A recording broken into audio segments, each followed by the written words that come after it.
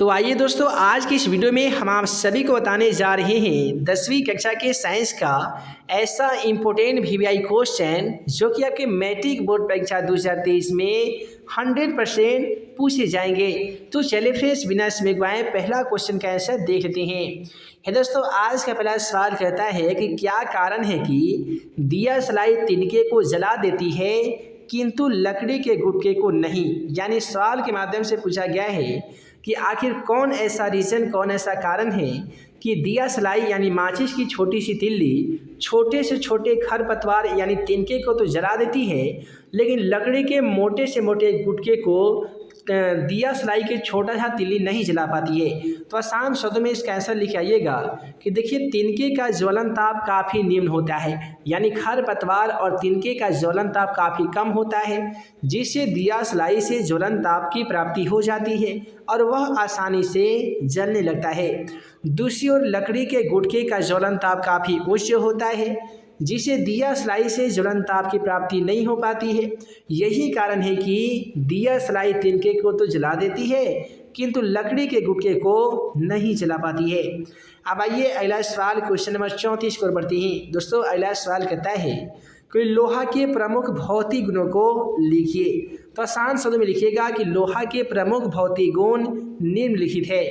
अब देखिए, लोहा का पहला गुण होता है कि शुद्ध लोहा मुलायम होता है, जिसमें चांदी की तरह चमक होती है। यानी शुद्ध लोहा को देखिएगा ना तो काफ़ी ही ज़्यादा मुलायम होता है और उसमें एक चांदी की तरह विशेष प्रकार की चमक पाई जाती है। रोमन नंबर 2 में लिखिएगा कि शुद्ध लोहा आघातवर एवं तन्य होते हैं।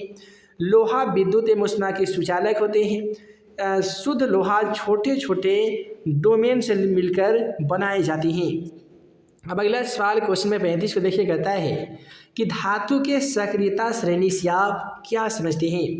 तो आसान शब्द में इसका आंसर लिखिएगा कि धातु के उसके बढ़ती हुई क्रियाशीलता के आधार पर एक उदग्र स्तंभ में सजाया जाता है। यानी धातु को उसकी बढ़ती हुई क्रियाशीलता के आधार पर उसे उदग्र स्तंभ में सजाया जाता है। इसे ही धातु की सक्रियता श्रेणी कहा जाता है। जैसे कि कैल्शियम होता है, इसका सांकेतिक Ca होता है। कैल्शियम की परमाणु संख्या आप सभी को बता दें कि कैल्शियम की परमाणु संख्या 20 होती है और इसका परमाणु द्रव्यमान 40 होता है। उसके बाद में सोडियम का सांकेतिक चिन्ह Na होता है और आप सभी को मालूम होगा कि 11 होता है इसका परमाणु संख्या और इसका परमाणु द्रव्यमान दोस्तों 23 होता है। यही है वो सोडियम जिसे हम चाकू से आसानी तरीके से काट सकते हैं। अब अगला सवाल कहता है कि धातु क्या है, इसके भौतिक गुणों को लिखिए। देखिए, वे सभी पदार्थ जो विद्युत एवं ऊष्मा के सुचालक होते हैं, आघातवर्ध एवं तन्य होते हैं, उसे धातु कहते हैं। जैसा कि आप सभी को तो मालूम होगा ही कि वैसे पदार्थ जो विद्युत एवं ऊष्मा के सुचालक होते हैं, जिसमें विशेष प्रकार की चमक पाई जाती है, जो आघातवर्ध एवं तन्य होती हैं तथा जिसे पीटने पर अवरोध उत्पन्न करता है यानी आवाज़ उत्पन्न करता है, उसे ही हम लोग धातु कहते हैं।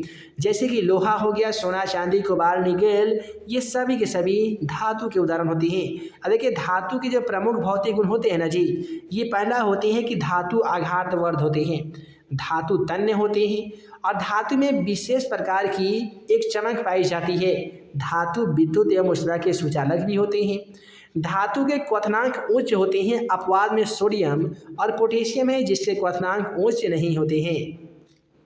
अब अगला सवाल क्वेश्चन नंबर 37 को बढ़े। क्वेश्चन नंबर 37 क्या कहता है कि अयस्क क्या है। देखिए, आसान शब्द में जानिए कि वे खनिज जिसमें कम खर्च पर आसानी से धातु प्राप्त किए जाते हैं उसे अयस्क कहते हैं।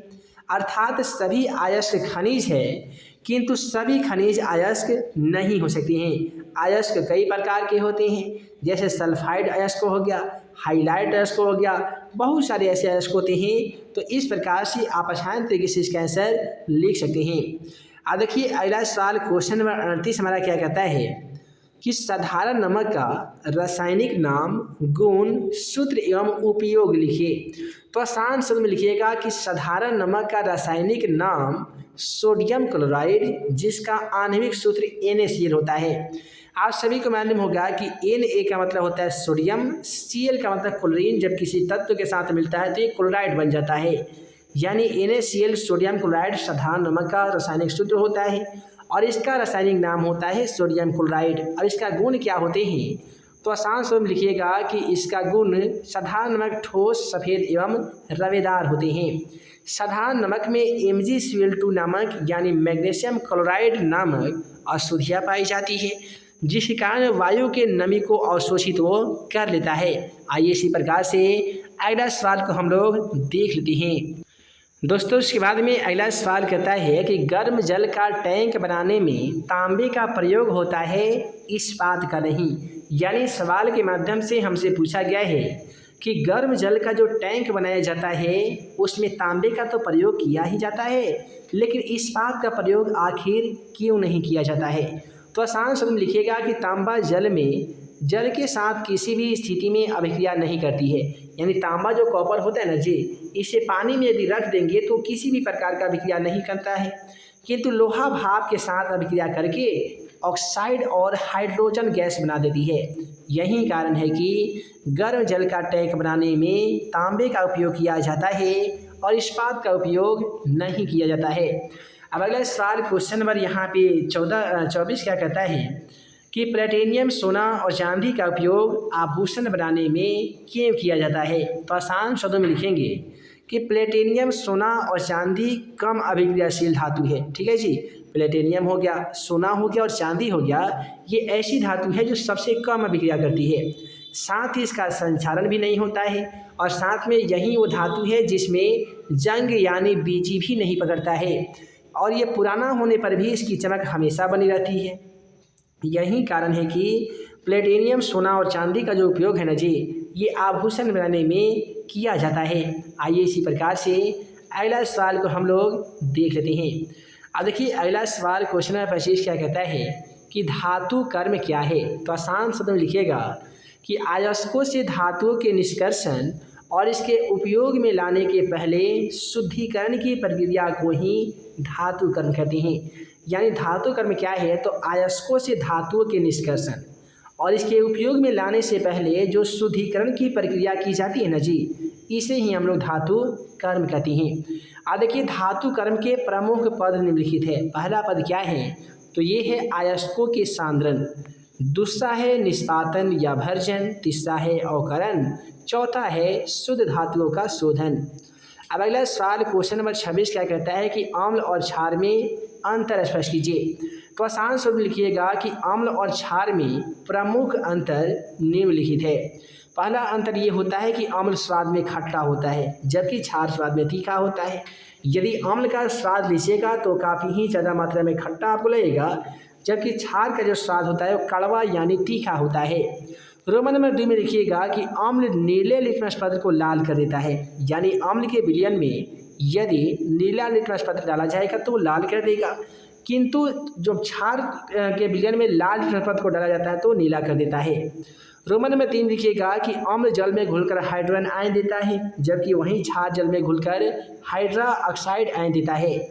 रोमन नंबर 4 में लिखिएगा कि अम्ल क्षार को उदासीन कर देता है, जबकि क्षार अम्ल को उदासीन कर देता है। रोमन नंबर 5 में लिख आइएगा कि अम्ल मेथिल ऑरेंज को लाल कर देता है, जबकि क्षार मेथिल ऑरेंज को पीला कर देता है। अब अगला सवाल क्वेश्चन नंबर 27 क्या कहता है कि पीएच स्केल क्या है।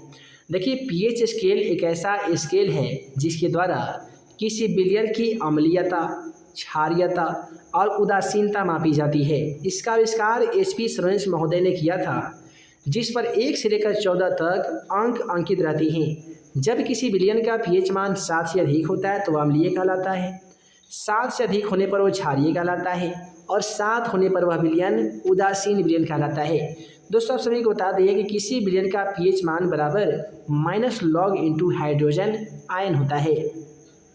अगला सवाल कहता है कि ज्वाला क्या है। मैट्रिक एग्जाम पेपर में ऐसा क्वेश्चन 2 नंबर में ही पूछे जाते हैं। तो आसान शब्द में लिखिएगा कि ज्वाला वह क्षेत्र है जिसमें कोई भी गैसीय पदार्थ जलता है, उसे ज्वाला कहते हैं। कोई ठोस द्रव ईंधन भी ज्वाला के साथ आसानी तरीके से जल सकता है। अब अगला सवाल कहता है कि श्वसन एक मंद दहन है कैसे। देखिए श्वसन को आखिर मंद दहन क्यों कहा जाता है।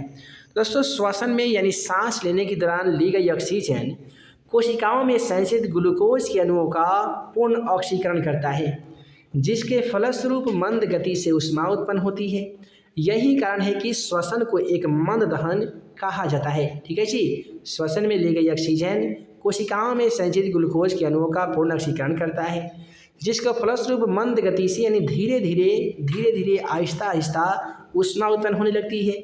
यही कारण है कि श्वसन को एक मंद दहन कहा जाता है। अब अगला सवाल क्वेश्चन नंबर 30 को हम लोग देखते हैं। क्वेश्चन नंबर 30 कहता है प्रतिस्थापन अभिक्रिया क्या है। देखिए, वैसी रासायनिक अभिक्रिया जिसमें अधिक अभिक्रियाशील धातु किसी यौगिक के लवण विलयन से कम क्रियाशील धातु को प्रतिस्थापित करके और नए यौगिक का निर्माण करता है, जिसके मूलगुण अभिकारक के मूलगुण से बिल्कुल भिन्न होते हैं, उसे हम लोग प्रतिस्थापन अभिक्रिया कहते हैं। जैसे हमें यहाँ पे आप सभी देख पा रहे हैं, जैसे कि Fe दिया गया है। Fe का मतलब क्या होता है? लोहा होता है, फेरम होता है। और यहाँ पे दिया गया CuSO4 यानी कॉपर सल्फेट।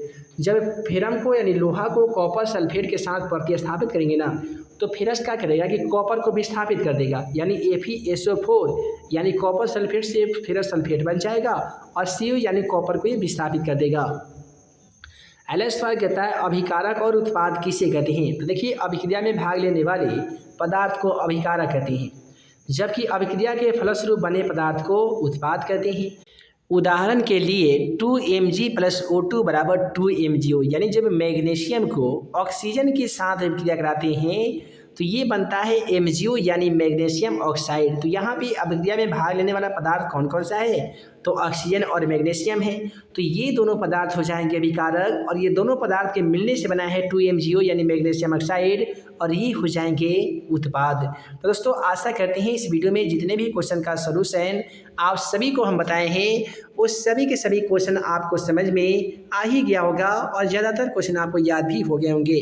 तो दोस्तों, यदि आप सभी को वीडियो पसंद आया होगा ना, तो वीडियो को एक लाइक ज़रूर कीजिएगा। साथ ही वीडियो पे नए आए हैं, चैनल को पहली बार विजिट किए हैं, तो चैनल को ज़रूर सब्सक्राइब कीजिएगा, ताकि आगे आने वाली हर 10वीं कक्षा का वीडियो आप सभी को मिल सके और आप हमारे द्वारा बनाए गए तमाम इम्पोर्टेंट क्वेश्चन का वीडियो सबसे पहले देख सके। तो हम जल्द मिलेंगे अगले वीडियो में नए VVI क्वेश्चन के साथ। तब तक के लिए आप सभी को वीडियो देखने के लिए बहुत बहुत धन्यवाद।